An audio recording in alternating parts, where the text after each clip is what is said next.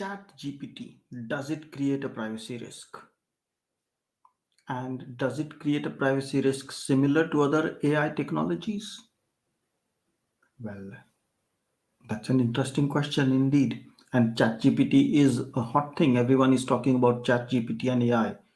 So why not talk about ChatGPT today and also understand a new technology that is in the market from a person who is specialist in this, and the name is Patricia Thaine, who's also the CEO of a company called Private AI, an interesting innovative company. So let's go and talk to her and learn about ChatGPT, the risks it creates, how can those risks be mitigated by companies and individuals, and what does private AI do?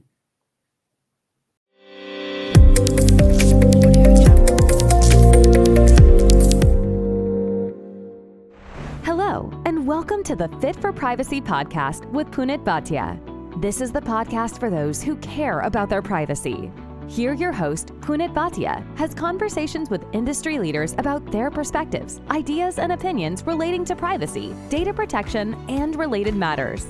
Be aware that the views and opinions expressed in this podcast are not legal advice. Let us get started.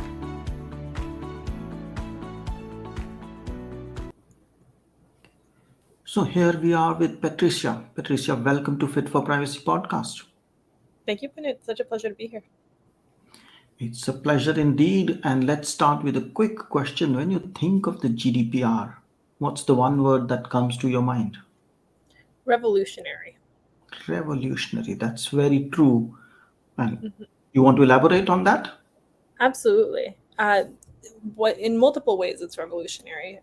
One way in particular, it made a bunch of technology that was absolutely necessary be created in order for compliance to be possible. And there's still even more technology in the works to make it possible. The second one is companies had to take stock of what kind of data they actually had. And basically many revolutions internally in anybody that took it seriously, because they needed to recreate their data understanding, data processing processes, and that made complete chaos in certain organizations turn into order. That's very true. And one of the technologies that's creating a bit of chaos these days or conversation these days is Chat GPT. Mhm. You heard of that as well, right? Indeed. What a stupid question, but sometimes it allows you to connect. And what are your views on ChatGPT then? Because there are a lot of views in the market, positive, negative, scary, and all that. Yeah. I mean, the technology to make ChatGPT possible has been around for a few years now.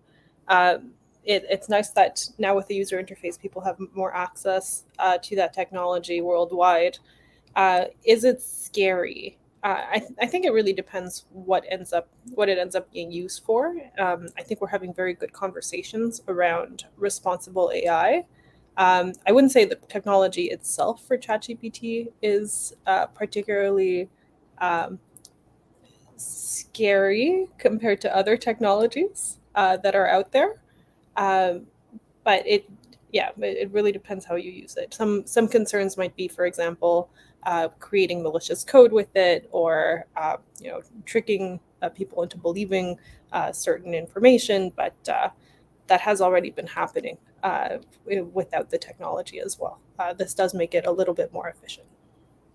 Absolutely. Technology by itself is agnostic. It's what we make the technology do that creates the risk. Mhm. But here we are also talking about technology learning it by itself and then being more independent. But more importantly, the question is, does ChatGPT create a privacy risk? And how does it create a privacy risk? Sure, it does in a few ways. So you it, not necessarily just ChatGPT itself, but any large language model that you're sending conversational data to. When you're having a conversation with a chatbot, you might not be thinking about what kind of information you're including. And that can include things like passwords and usernames. That could include things like your address. Um, but it could also include confidential information from a corporation. And I think there are really positive steps being taken to reduce the privacy risk of these various large language models when you are sending your data to them. However, both consumers and companies have to be very aware of what kind of information they're sending to what kind of system, and that's pretty complicated, because if you have a system that says they're deleting your data once it's sent to them, for example, do they have the right security in place? You as a consumer don't really have much insight into that. You can't go and ask them for their cybersecurity practices. So it can get quite tricky to figure out the privacy of these. Curious about Indeed, what it you're. is. It's absolutely true, but as you said, ChatGPT is part of it, and there are other technologies. So let's maybe, if we look at it a little bit more broadly, let's say the AI technology as a broad sense. AI again is quite complex in just to say just AI. But are the risks similar to what are in context of AI, or in context of ChatGPT, the risks are different? Um, yeah, that's a good question. So I think the risks are fair. It really depends on, because AI can encompass so many different things. It could be AI can introduce physical risk as well, right? If you're talking about uh, drones, or if you're talking about surveillance on the street, automatic surveillance on the street, that's also a different kind of risk than ChatGPT risk. Um, the kind of risks that you might be concerned about with ChatGPT are one, when you're, what data was used to train the models, and was any of the data that you may not have exclusively given the rights to a company to use for this purpose, was it used in the training data? And there is currently a lawsuit against OpenAI regarding the copyright of the information that they trained on. That, however, if they did train on, for example, EU citizens' data without their consent for this purpose, that does raise concerns around the GDPR. Hopefully, they put some constraints in place when they were training that removed the personal information before doing so. The second concern is, if you are fine-tuning the model for a particular purpose within an organization, for example, with customer data, you do have to be concerned about what kind of access controls you have around the model that if you are training it with personal data. So the same access controls that you had with the original data have to be in place for the model that was trained on that data, because it can spew out that personal information in production. And then the other privacy concern is when you are sending your data to a third party, period. That's the same privacy concern that you'd have for any scenario where you're sending the same kind of information you're sending to ChatGPT. Yeah. And I think the biggest concern from an individual perspective is, most people, I mean, we in privacy are usually more aware of what's the risk, what's happening, who is getting the data. From a layman perspective, ChatGPT or any AI technology is so fascinating that they tend to use it and they don't realize what's the complexity and the risk behind it. For example, just if we take, say, Zoom or Teams or anything, now these are offering, and many other websites are offering, let's transcribe your meeting. Mm-hmm. And what they do is they'll find the link. Okay, Punit and Patricia are in that meeting and they are talking, and they then model Punit's voice is this, Patricia's voice is this. Then I'm with somebody, you are with someone else, and then they keep that record. And over time, they are able to identify what's you. And then what they do is they profile us. What's our background? What's our ethnicity? How do we speak? And then they make models saying this people coming from this kind of background speak like this, and then they train the AI to become more efficient and more accurate. Now, from perspective of improving that AI technology to do better transcription, that's good. But from the perspective of generalizing, that's also okay. But if you're going to use it, the next time I'm on another device and you're sharing that data and they recognize it's Punit or Patricia, that's not okay. And people don't realize because they see most businessmen who are entrepreneurs and who have to do the transcriptions. They say, oh, nice. I go to this app, pay €9 a month. I can get as many transcriptions as possible. All my minutes are transcribed. All my meetings are transcribed. I have recorded evidence, written evidence. But that's where the risk is. Absolutely. Yeah, the data sharing aspect of it, from whether you're sharing models or whether you're sharing the raw data, is definitely a concern. Yeah. And then if we go technical or contractual, where is that data going? To who? To which country? And then it gets complex. But maybe let's not scare people with all these risks because everyone, at least in our fields, knows it. The question is there are two broad entities who are impacted. One is the companies, and they need to mitigate those risks. And the second is the individual. So let's take them one by one and see how can companies and individuals mitigate risk. And starting with companies, so if I'm a company operating in any field, any industry, and of course I would love to use AI. I would love to use ChatGPT because it makes life simple, Mm-hmm. and nothing against technology, but how do I mitigate as a company, or what measures do I put to mitigate these risks? Yeah, there are a few. It really depends on, of course, which models you're using, what services you're using. One, make sure that the services that you are using either deploy within your environment or deploy within a secure infrastructure. Two, if even if they are deployed either within your environment or within a secure infrastructure, it's still uh, very good to limit the amount of personal information that you are sharing with the service, because you want to limit uh, the extent to which that information is shared within the organization. Period. So there are methods for removing the personal information and still making these services very useful.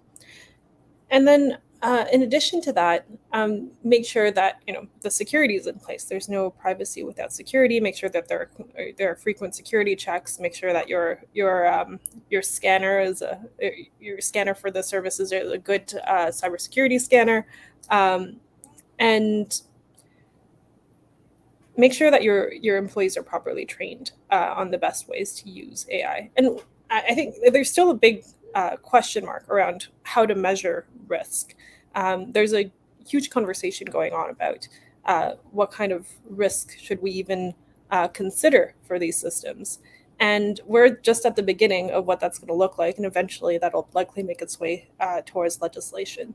But we can look at information from we can look at regulations from uh, automated decision systems from previous legislations that might say make sure that you are um, maintaining the right true data that is actually reflective of reality.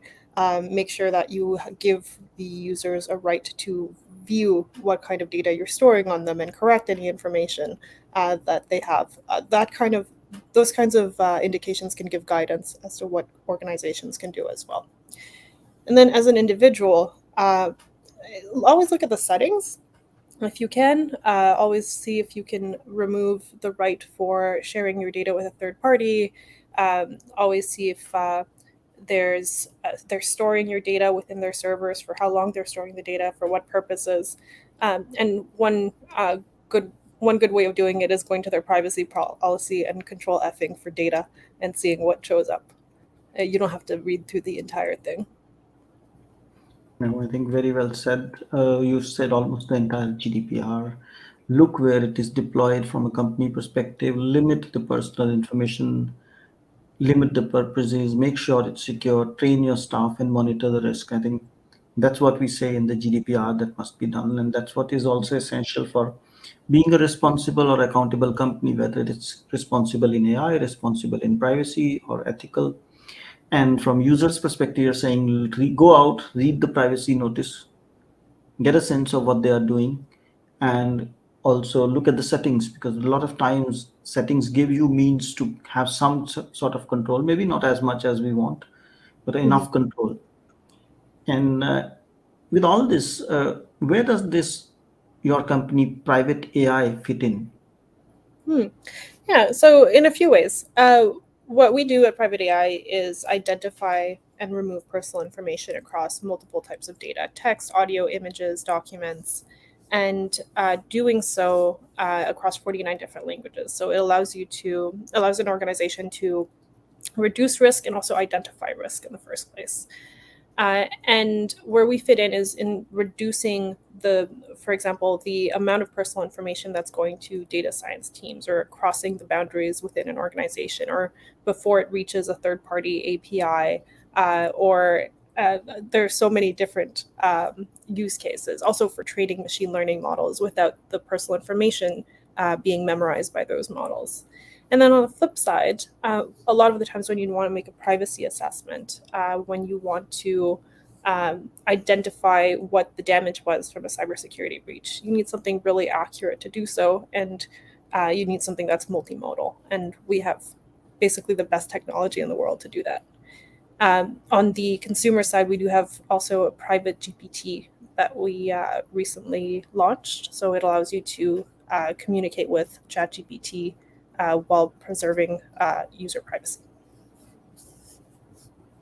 So, as the name says, it's basically the private artificial intelligence for that company. Is that the right Uh, way of saying it? sorry. Is that the right way of saying it? Private AI for the company. Yes, that's right. So we enable private. Well, our name is Private AI, and we enable privacy preserving AI as well. Nice, Mhm. nice. And do you also do then, because you do the identity redaction and replacement, and then you make the PII, which is pseudonymized or anonymized or reduce the risk by de-identifying it? Is that Yeah, all of the above.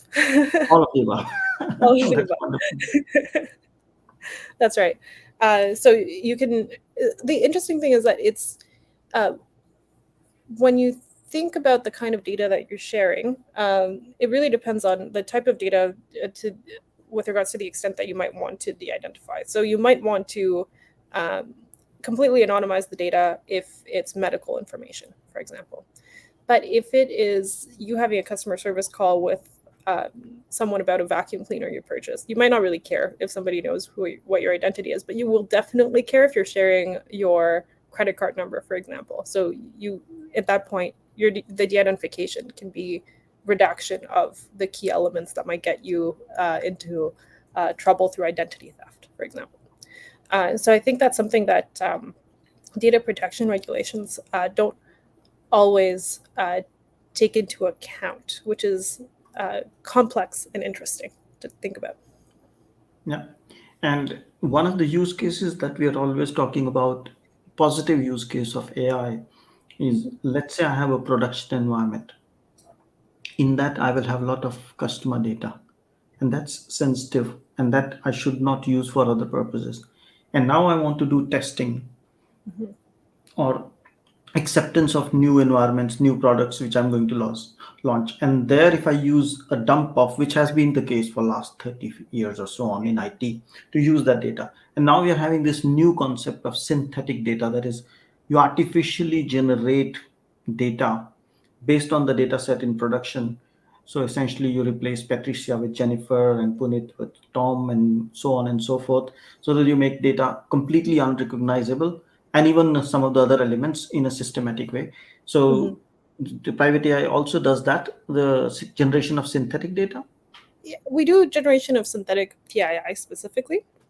Hmm. For fully synthetic data, there are some very good companies that do this. The way to think about it is if you don't have enough data for a particular use case, you generally want to create fully synthetic data to complement that data set. uh, what we find is that a lot of the times companies have enough data, they want to take advantage of the full extent of the context of that data. For example, Hmm. it might be customer service calls about a particular product, or it might be chats with their own customers, or anything like that. They might have a ton of that data, and what they want to do is reduce the risk of sharing that data with their Hmm. testing teams. And that's where synthetic PII makes sense. So they're complementary solutions for different problems. Sure. And when I was going through your website, I read that you're offering your product or solution for free for not for profit organizations. Is that true?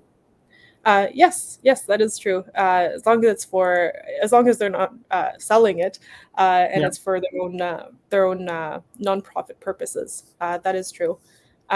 We do offer that for uh, research purposes, for helping the nonprofit accomplish various goals like data acquisition, for example, de-identifying sources if you're a journalist.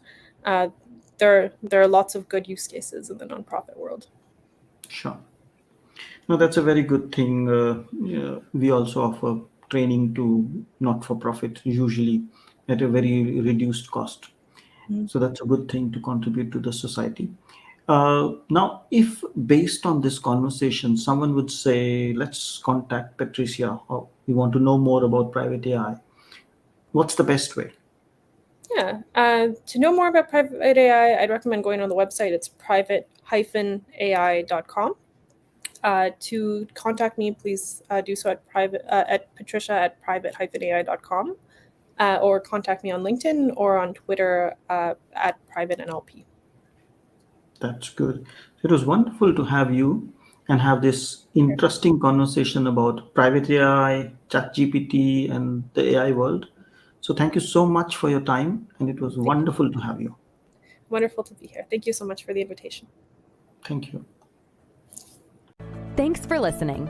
If you liked the show, feel free to share it with a friend and write a review. If you have already done so, thank you so much. And if you did not like the show, don't bother and forget about it. Take care and stay safe. Fit for Privacy helps you to create a culture of privacy and manage risks by creating, defining, and implementing a privacy strategy that includes delivering scenario-based training for your staff. We also help those who are looking to get certified in CIPPE, CIPM, and CIPT through on-demand courses that help you prepare and practice for certification exam. Want to know more? Visit www.fit4privacy.com.